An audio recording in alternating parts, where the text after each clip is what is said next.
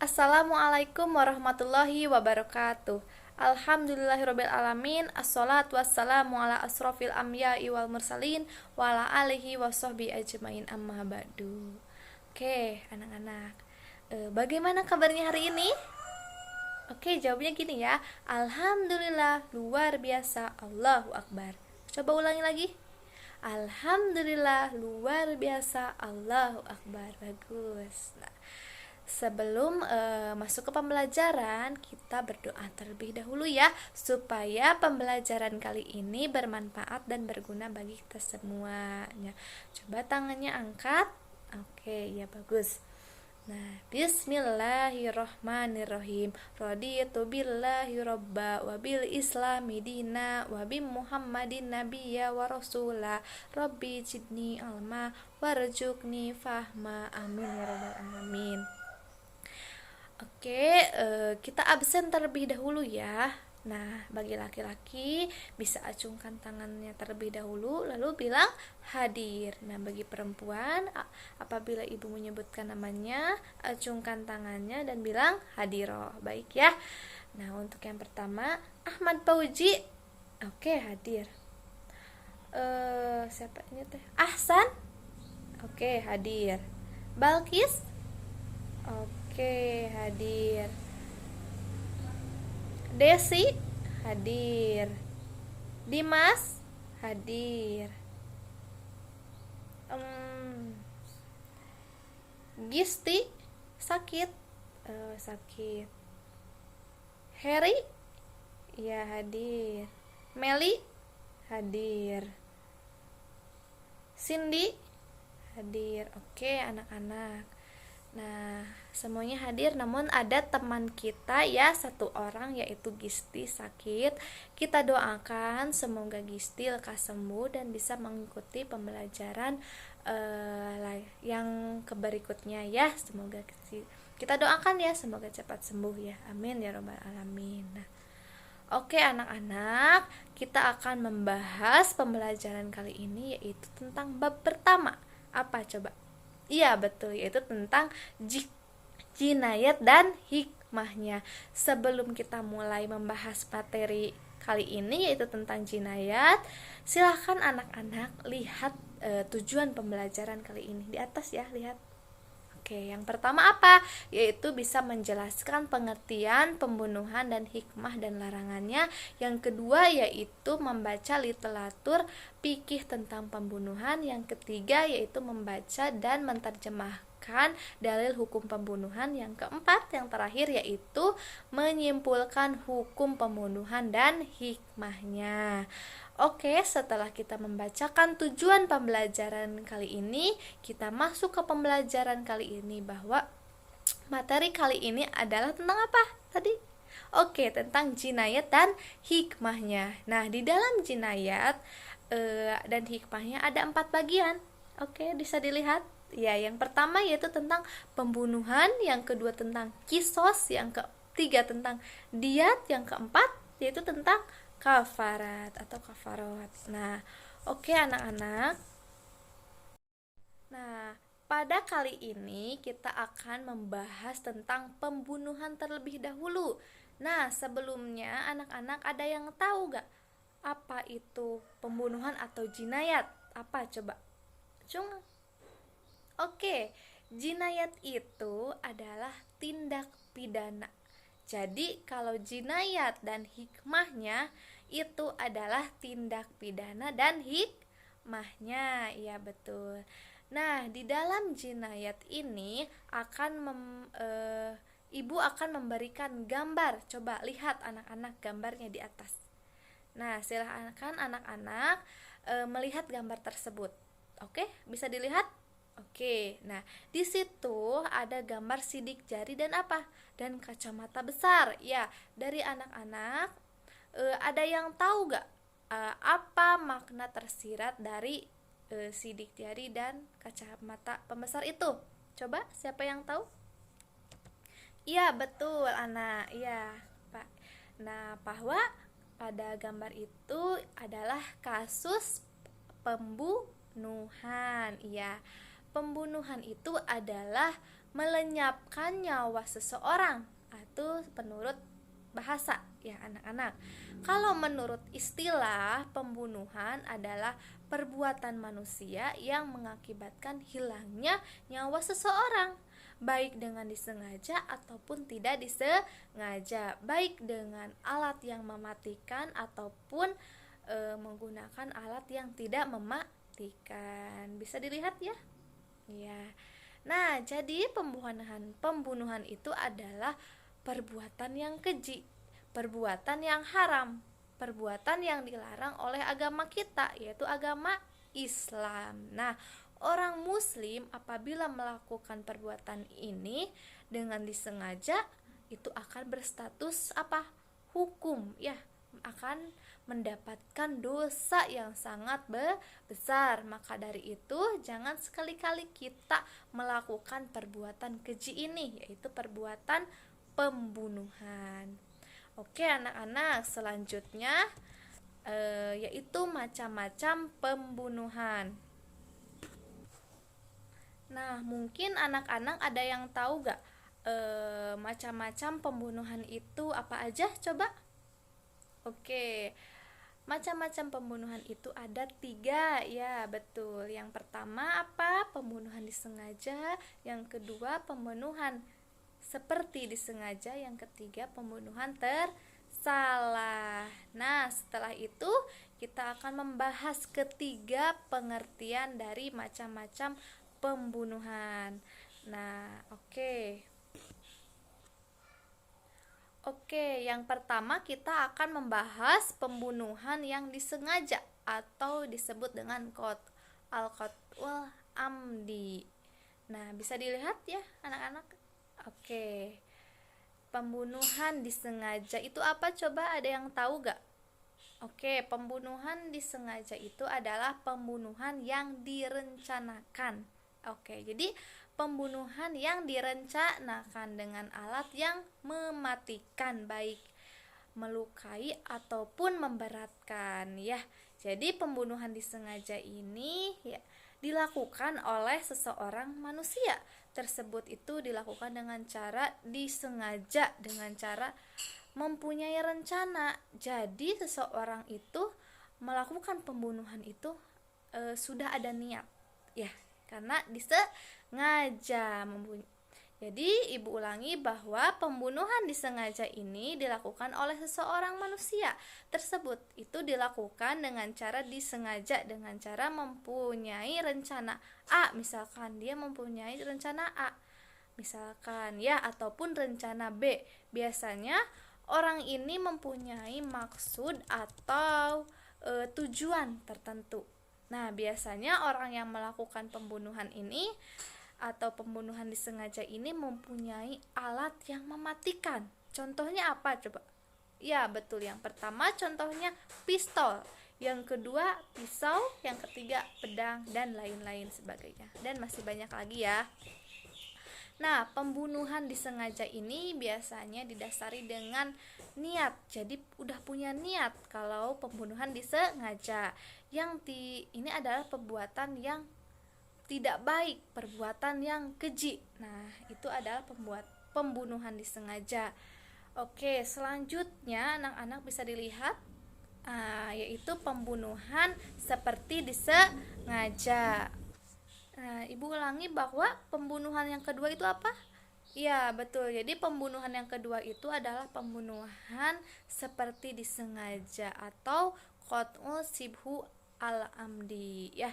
Nah, pembunuhan yang dilakukan seseorang ini tanpa niat. Jadi pembunuhan yang seperti disengaja ini adalah pembunuhan yang dilakukan seseorang tanpa niat membunuh dan menggunakan alat yang biasanya tidak mematikan ya, tidak mematikan namun bisa menyebabkan hilangnya nyawa seseorang. Pembunuhan seperti disengaja ini pembunuhan yang tidak menggunakan alat mematikan. Sebenarnya ya alat ini tidak mematikan, tapi biasanya menyebabkan kematian. Contohnya apa? Oh, jadi contohnya seperti ini.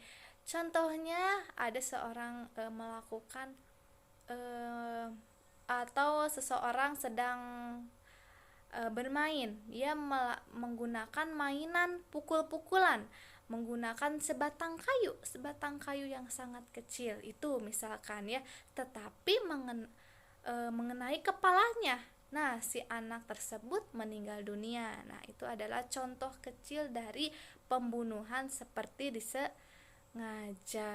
Oke. Oke anak-anak, yaitu yang ketiga adalah pembunuhan tersalah atau yang disebut dengan qat'u al-khafa. Ya, Ibu ulangi bahwa yang ketiga yaitu pembunuhan tersalah. Nah, pembunuhan tersalah itu terjadi karena ada 3 kemungkinan. Bisa dilihat anak-anak ya. Yang pertama yaitu tidak ada niat membunuh tapi menyebabkan kematian. Ibu ulangi bahwa yang pertama adalah perbuatan yang tidak ada niat membunuh tetapi menyebabkan kematian. Yang kedua, mempunyai niat membunuh tapi tidak boleh dibunuh. Yang ketiga, mempunyai niat membunuh tapi tidak boleh dibunuh. Nah, itu adalah pembunuhan tersalah. Nah, di sini ada contoh pembunuhan tersalah. Coba siapa yang bisa memberikan contoh pembunuhan tersalah? Oke, Ibu ya. Nah, misalkan ya, kita ini ada di hutan. Ya, ada burung. Ya, kita akan menembak burung tersebut ya. Misalkan Ibu ada di hutan, Ibu akan menembak burung tersebut. Nah, pelurunya itu nyasar ke salah satu orang yang ada di hutan tersebut. Nah, itu adalah salah satu contoh kecil pembunuhan tersalah. Jadi Ibu ulangi bahwa contoh pembunuhan tersalah ini misalkan Ibu ada di hutan. Ibu niatnya ini mau menembak seorang atau seekor burung, tetapi pelurunya itu kalah nyasar ke salah satu orang yang ada di hutan. Nah, itu adalah contoh kecil dari pembunuhan tersalah. Nah, itu mungkin mengenai jinayat atau pembunuhan. Nah, jadi Ibu ulangi ya. Ibu ulangi bahwa pembunuhan itu ada 3 anak-anak. Yang pertama yaitu pembunuhan disengaja, yang kedua pembunuhan seperti disengaja, yang ketiga yaitu pembunuhan tersalah. Nah, anak-anak, pembahasan tentang pembunuhan kan sudah jelas ya. Sudah jelas bahwa pembunuhan itu diharamkan. Jadi pembunuhan itu diharamkan oleh Allah Subhanahu wa taala dan melanggar syariat Islam. Maka dari itu Allah menurunkan firman-Nya yang menjelaskan pembunuhan itu diharamkan. Terdapat dalam Quran surat Al-Isra ayat 33. Baik anak-anak, bisa dilihat ya di slide di atas ada dasar hukum larangan membunuh terdapat dalam Quran surat Al-Isra ayat 33. A'udzubillahi minasyaitonirrajim. Bismillahirrahmanirrahim. Wala taqtulun nafsallati harramallahu illa bil haqq. Artinya, dan janganlah kamu membunuh jiwa yang diharamkan Allah atau membunuhnya melainkan dengan sesuatu alasan yang benar. Itu adalah ayat Al-Qur'an yang membahas tentang pembunuhan yang mengenai pembunuhan yang diharamkan oleh Allah Subhanahu wa taala. Nah, anak-anak, misalkan apabila ada 2 seseorang yang niat mau membunuh. Nah, dua-duanya itu meninggal dunia dan salah satunya membunuh dan ada yang terbunuh. Maka pastinya akan masuk neraka dan ini dijelaskan dalam hadis riwayat Bukhari dan Muslim bahwa pembunuh dan orang yang terbunuh itu akan masuk neraka. Hadis riwayat Bukhari Muslim. Jadi Ibu ulangi, misalkan apabila ada 2 seseorang yang niat mau membunuh dan dua-duanya itu meninggal dunia, ada yang membunuhnya dan yang terbunuh, maka pastinya dia itu akan masuk neraka. Nah, ini dijelaskan dalam hadis Bukhari dan Muslim, bahwa pembunuh dan yang terbunuh akan masuk neraka. Hadis riwayat Bukhari Muslim ya. Oke. Nah, maka dari itu anak-anak ya, kita harus menjauhi perbuatan keji ini, yaitu perbuatan apa? Perbuatan pembunuhan. Nah, karena ketika kita sudah melakukan perbuatan keji ini, maka kita akan mendapatkan hukuman tentunya, atau balasan di dunia, hukuman yang sangat berat apalagi di akhirat nanti ya. Oke, maka dari itu kita jangan sampai mendekati perbuatan keji ini, dan kita harus menjauhi ya perbuatan pembunuhan ini.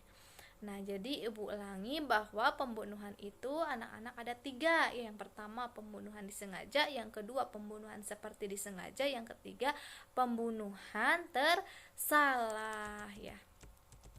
Nah, selanjutnya yaitu dari ketiga pembunuhan ini pasti mempunyai hukumannya masing-masing. Bisa dilihat ya anak-anak di slide di atas. Nah, yang pertama yaitu pembunuhan disengaja. Hukumannya yaitu kisos dan diat mugolado. Nah, apa itu kisos anak-anak? Ada yang tahu gak kisos itu apa? Oke, kisos itu adalah hukuman atau balasan yang setimpal bagi tindak pidana atau pembunuhan. Ibu ulangi bahwa kisos itu adalah hukuman atau balasan yang setimpal bagi tindak pidana atau si pembunuh itu. Nah, kisos itu bahwa ibu ulangi bahwa kisos itu misalkan dia membunuh dan menghilangkan nyawa seseorang, maka hukumannya itu harus dengan nyawa lagi. Kalau mata dibalas dengan mata, nyawa dibalas dengan nyawa. Artinya bahwa apabila seorang muslim melakukan pembunuhan secara disengaja, maka hukumannya itu apa coba? Ya, juga harus dibunuh. Hukuman yang kedua yaitu bisa dengan diat mugolado ya.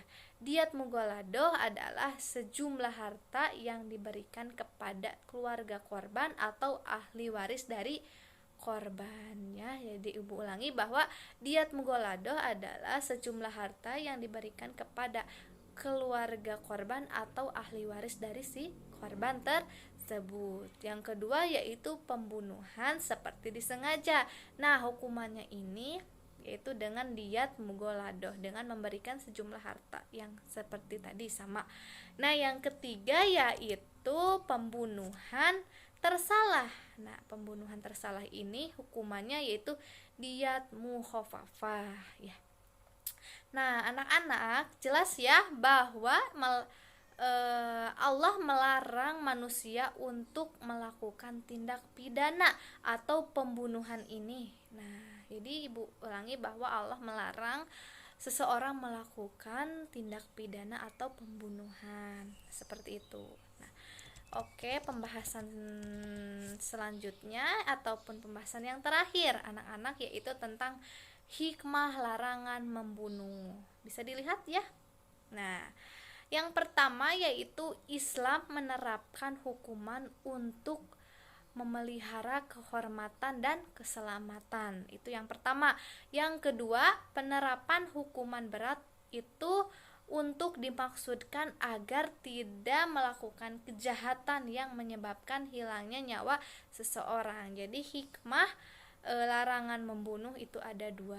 Nah, itu pembahasan mengenai jinayat dan hikmahnya. Sampai di sini anak-anak ada yang ingin ditanyakan?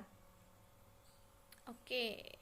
Kalau tidak ada yang ditanyakan, Ibu akan menyimpulkan pembahasan kali ini bahwa pembunuhan itu ada 3 macam ya. Yang pertama yaitu pembunuhan disengaja, yang kedua pembunuhan seperti disengaja, yang ketiga pembunuhan seperti Ibu ulangi bahwa yang pertama yaitu pembunuhan disengaja, yang kedua pembunuhan seperti disengaja, yang ketiga pembunuhan tersalah. Nah, dari ketiga pembunuhan ada hukumannya masing-masing dan intinya tidak boleh melakukan pembunuhan, karena pembunuhan itu termasuk perbuatan yang haram ya, perbuatan yang haram dan perbuatan yang melanggar syariat Islam dan akan berstatus dosa besar. Nah, seperti itu ya anak-anak. Nah, setelah ini ibu akan memberikan tugas. Nah, tugas ya, bisa dilihat ya tugasnya.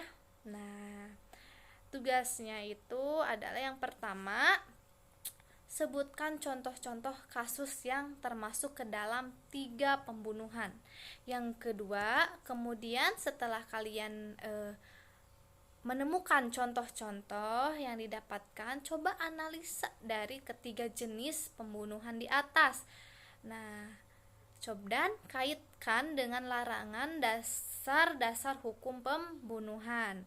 Nah, itu adalah tugas dari ibu. Nah, minggu depan kumpulkan. Nah, itu adalah tugasnya. Jangan lupa ya anak-anak, kerjakan tugasnya. Minggu depan kumpulkan. Nah, tugasnya bisa diketik ataupun ditulis tangan ya. Tapi harus rapih ya penulisannya. Nah, jadi tugas ini akan dibahas di pertemuan yang akan datang. Nah, sampai di sini ada yang ingin ditanyakan mengenai materi ataupun tugasnya? Oke, tidak ada ya. Nah, kalau begitu sudah cukup ya. Kita tutup pembahasan kali ini dengan mengucapkan hamdalah bersama-sama. Alhamdulillahirabbil alamin. Subhanakallahumma wa bihamdika asyhadu alla ilaha illa anta wa astaghfiruka wa atubu ilaik. Hasbunallahu wa ni'mal wakil. Wassalamualaikum warahmatullahi wabarakatuh.